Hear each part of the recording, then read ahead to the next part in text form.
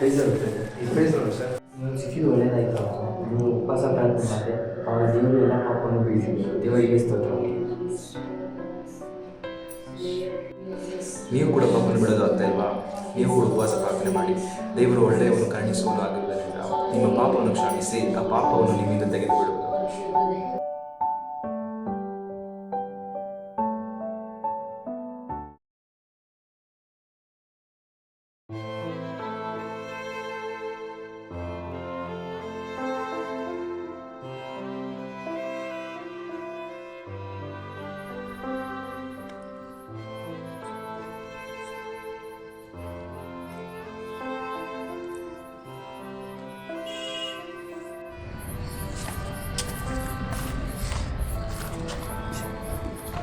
Price lord Vishal. Praise ಅಲ್ಲ, ಏಕೆ ಬೇಜಾರಾಗಿದೆ? ಏನಾಯಿತು? ನಿಮ್ಮ ಹತ್ರ ಹೇಳ್ದು ಅಂತ ಬೇಡವಾ ಅಂತ ಗೊತ್ತಾಗ್ತದೆ. ಪರವಾಗಿಲ್ಲ ವಿಶಾಲ್, ಏನಿದ್ರು ನನ್ನ ಹತ್ರ ಹೇಳ್ಕೊ. ಎಷ್ಟೋ ವರ್ಷದಿಂದ ನಾನು ಒಂದು ರಹಸ್ಯವಾದ ಪಾಪದಲ್ಲಿ ಸಿಕ್ಕಾಕೊಂಡಿದ್ದೆ. ಆದರೆ ನಾನು ಪ್ರಾರ್ಥನೆ ಮಾಡಿ ಅದರಿಂದ ಆಚೆ ಬರಬೇಕು ಅಂತ ಟ್ರೈ ಮಾಡ್ತೀನಿ. ಆದರೆ ಪ್ರಾರ್ಥನೆ ಮಾಡಿದ ನೆಕ್ಸ್ಟ್ ಮಿನಿಟೇ ನಾನು ಮತ್ತೆ ಆ ಪಾಪವನ್ನು ಮಾಡ್ತೀನಿ. ಈ ಪಾಪವನ್ನು ನನ್ನ ವಿಡಿಯೋವನ್ನು ಚುಚ್ಚಿಸ್ತಾ ಇದ್ದಾನೆ. ನನ್ನನ್ನು ನನ್ನ ದೇವರಿಂದ ದೂರ ಮಾಡ್ತಾ ಇದ್ದಾನೆ. ನಾನು ಪ್ರತಿದಿನ ಪ್ರಾರ್ಥಿಸಲು ಹೋದಾಗ ನನ್ನ ಮುಖವನ್ನು ನನ್ನ ದೇವರಿಗೆ ತೋರ್ಸೋಕ್ಕೆ ನಾಚಿಕೆ ಆಗುತ್ತೆ. ನಾನು ಸತ್ತೋಗೋದೇ ಒಳ್ಳೆಯದು.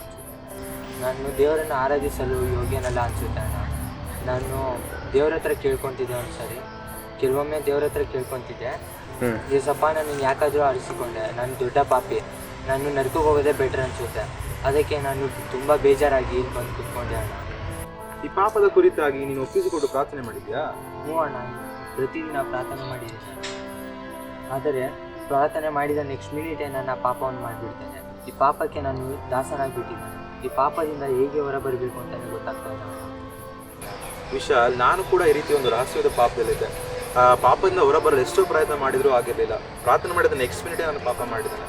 ಆದರೆ ನಾನು ಪ್ರಾರ್ಥನೆ ಮಾಡೋದನ್ನು ಬಿಟ್ಟಿರಲಿಲ್ಲ.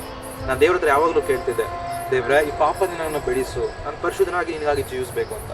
ಕೊನೆಗೆ ಒಂದಿನ ಪಾಸ್ಟರ್ ಹೇಳಿದ್ರಿಂದ ಕವನೆಂಟ್ ವರ್ಷಿಪ್ ಎಂಬ 12 ದಿನ ಕೂಟಕ್ಕೆ ಹೋಗಿದೆ. ಆ ಕೂಟದಲ್ಲಿ ನಾನು ದೇವ್ರಿಗೆ ಕೇಳಿದ್ದು ಒಂದೇ, ದೇವ್ರೆ ಈ ಪಾಪದಿಂದ ನನ್ನ ಬಿಡಿಸು ಬಿಡಿಸು ಬಿಡಿಸು ಅಂತ. ಒಂದಿನ ಪ್ರಾರ್ಥನೆ ಮಾಡ್ತಾ ಇದ್ದೀನಿ. ಮಾಡ್ತಾ ನನ್ನ ಕಣ್ಣಿಂದ ನೀರು ಬರೋದಕ್ಕೆ ಸ್ಟಾರ್ಟ್ ಆಯಿತು. ಆ ಕಣ್ಣೀರಿಂದ ನನ್ನನ್ನು ಒಪ್ಪಿಸಿಕೊಟ್ಟು ಪ್ರಾರ್ಥನೆ ಮಾಡಿದೆ.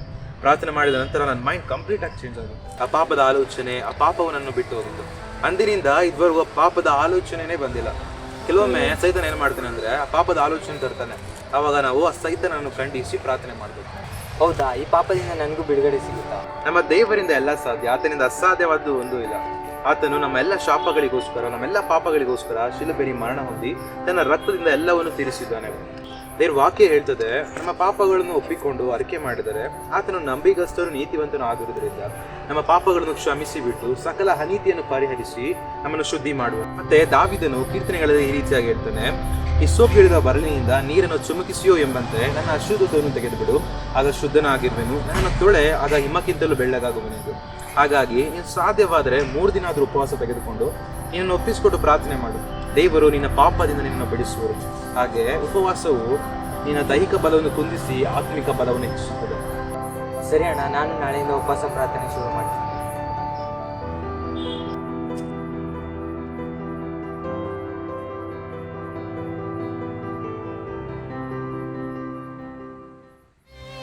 ಅಪರಾಧಿಯಾದ ನನ್ನ ಮರಣದಿಂದ ತಪ್ಪಿಸಿ ಕಲ್ವಾರಿ ಶಿಲುಬೆ ಮೇಲೆ ಎಲ್ಲವ ತೀರಿಸಿದೆ. ಅಪರಾಧಿಯಾದ ನನ್ನ ಮರಣದಿಂದ ತಪ್ಪಿಸಿ ಕಲ್ವಾರಿ ಶಿಲುಬೆ ಮೇಲೆ ಎಲ್ಲವ ತೀರಿಸಿದೆ.